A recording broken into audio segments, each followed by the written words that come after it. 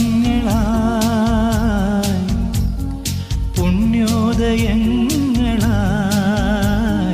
കൈവന്ന നാളുകൾ കണ്ണീരുമായി